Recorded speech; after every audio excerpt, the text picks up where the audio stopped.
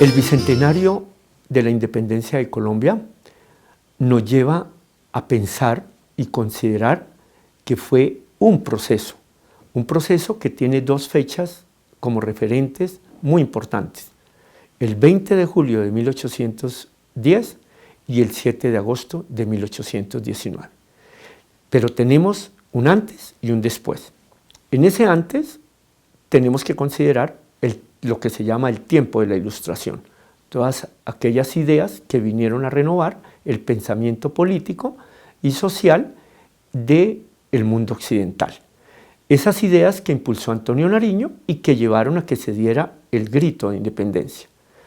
Inmediato tenemos el nacimiento de la Primera República, con un enfrentamiento que se dio entre federalistas y centralistas, que finalmente termina hacia el 1815 como un Estado único federalista, pero allí tenemos la presencia entonces de la Reconquista española y el régimen del terror.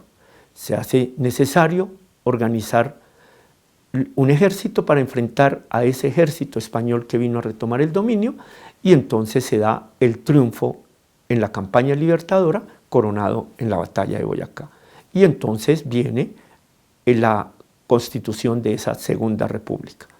En todo este proceso, en estos periodos, encontramos siempre la presencia firme, decidida de muchos hombres de iglesia, hombres y mujeres.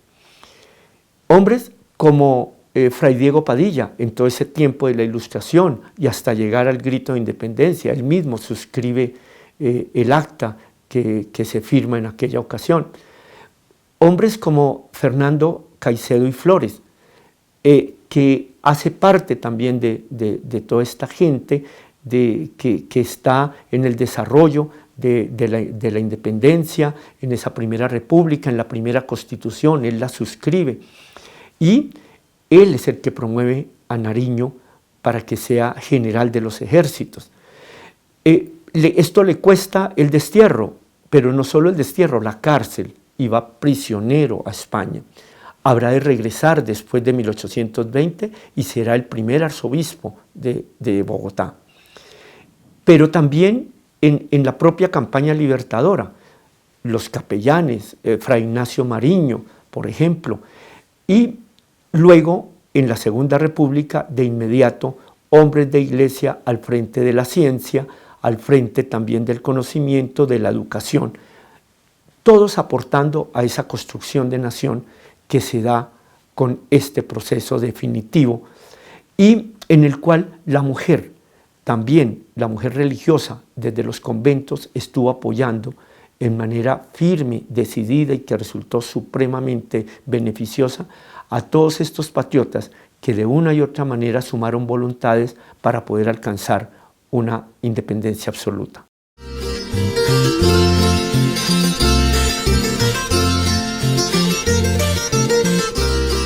Al celebrar el bicentenario de la independencia nacional, viene muy bien preguntarnos, luego del triunfo alcanzado en la batalla del Puente de Boyacá, de inmediato ¿qué sucedió? Pues bien, ¿qué encontramos? Que Bolívar, su Estado Mayor, pasan esa tarde, ya al concluir la batalla, a Venta Quemada. Santander queda encargado de todo lo referente allí a lo que había sucedido, y Bolívar con Anzoátegui y su gente se vienen hacia Santa Fe. Él tenía que apresurarse a encontrar al virrey Sámano y enfrentarlo. Cuando llega el 9 de agosto al Puente del Común, allí pernoctan, y en la madrugada del 10 recibe la noticia de que el virrey Sámano, los oidores de la Real Audiencia, todas las autoridades españolas han huido. El camino era el camino real que de Santa Fe conducía a Honda para tomar luego rumbo hacia la costa, hacia Cartagena. De inmediato Bolívar envía a Anzoátegui a que lo persiga, y Bolívar apresura su paso para llegar a Santa Fe, y efectivamente llega, la gente está expectante, salen a vitorearlo, salen a aclamarlo, pero él no se detiene, sino que llega y se desmonta frente al Palacio Virreinal. Entra y confirma ese vacío de poder y entonces es el momento en que puede decir: hemos triunfado. Se había ganado la batalla de Boyacá, pero faltaba evidenciar que se había dado el golpe a la cabeza, a la autoridad virreinal, que era justamente Sámano.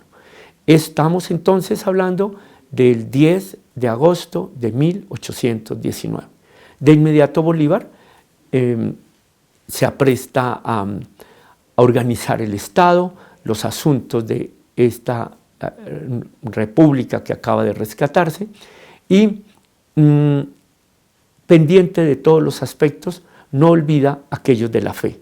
Y de inmediato entonces oficia al Cabildo Metropolitano para pedirle que se haga un acto de acción de gracias a la Divina Providencia por el triunfo alcanzado.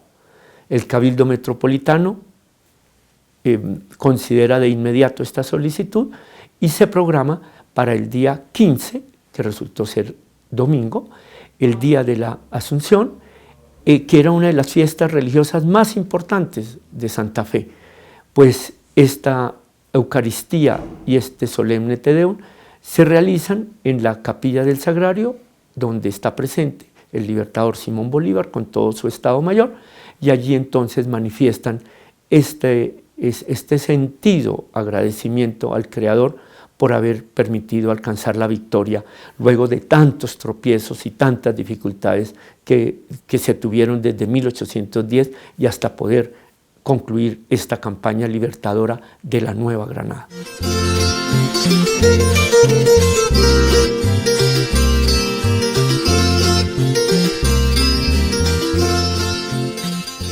Las demostraciones de euforia, de alabanza, pero a su vez de gratitud con los próceres no paraban.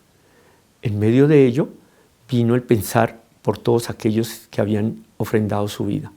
Se programa entonces un oficio fúnebre en la catedral para el 24 de agosto. Allí el gobernador provisor del arzobispado, Francisco Javier Guerra de Mier, es quien lo preside, y hace la oración fúnebre Fray Luis Fajardo de la comunidad de los agustinos. Estuvo presente de nuevo el libertador con toda su oficialidad, y la comunidad colmó el templo para rezar por las almas de todos aquellos ciudadanos que habían sido sacrificados en ese tiempo del régimen del terror y los muertos militares de la campaña libertadora que concluyó con el triunfo del 7 de agosto en el puente de Boyacá.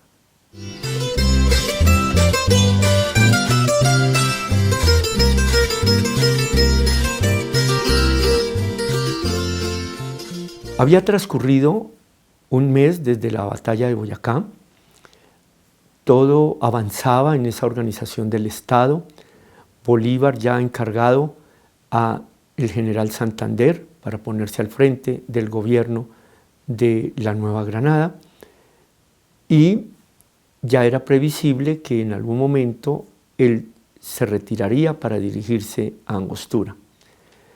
Entonces se moviliza la ciudadanía, se hace una junta de notables que se reúne en la sala rectoral del seminario colegio de San Bartolomé, y allí se decide entonces hacer un acto que exprese todo el aprecio y el reconocimiento a los libertadores, que estuviera acorde con lo grande que se había alcanzado.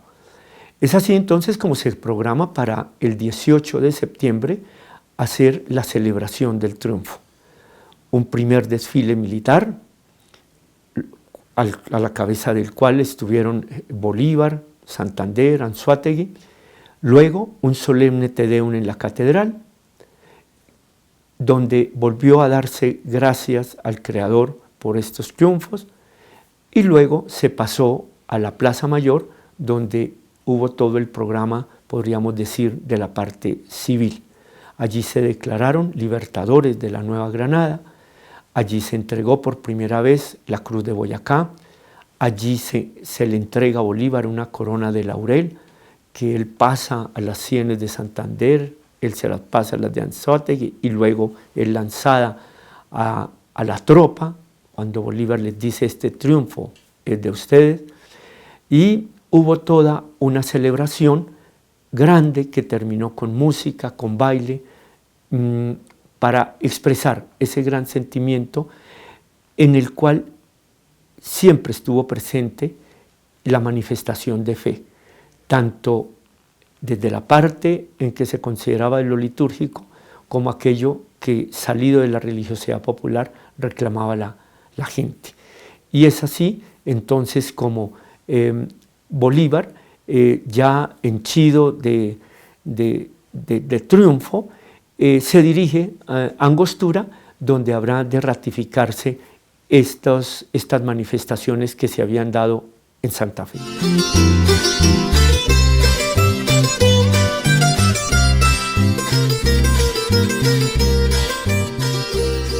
Al finalizar el año de 1819, el libertador Simón Bolívar llega de nuevo a la ciudad de Angostura. Allí el Congreso, que había sido instalado el 15 de febrero anterior y que tenía ya conocimiento del triunfo alcanzado en Boyacá, conoce ahora directamente de palabras del libertador todo lo pertinente a lo duro que fue esta campaña, pero el triunfo obtenido finalmente. El Congreso entonces procede a decretar la ley fundamental de la República de Colombia, donde se consagra que está constituida por el departamento de Venezuela, con capital Caracas, el departamento de Cundinamarca, con este nombre se cobijaba todo lo que hasta entonces era el virreinato de la Nueva Granada, con capital Santa Fe, precisa que ya no se llamará Santa Fe, sino ahora Bogotá, y la audiencia de Quito, que ahora pasa a ser departamento con la capital del mismo nombre. Estos tres departamentos entonces pasan a integrar esta república, para la cual se fija que en enero del siguiente año, 1820, se citará para el año 21 en la ciudad de Cúcuta un congreso que ha de fijar la nueva Constitución. En esta ley fundamental vale destacar cómo está reflejado un acto de mucha fe. En el artículo 13 podemos leer: la República de Colombia será solemnemente proclamada en los pueblos y en los ejércitos con fiestas y regocijos públicos, verificándose en esta capital el 25 del corriente diciembre, en celebridad del nacimiento del Salvador del mundo, bajo cuyo patrocinio se ha logrado esta deseada reunión por la cual se regenera el Estado.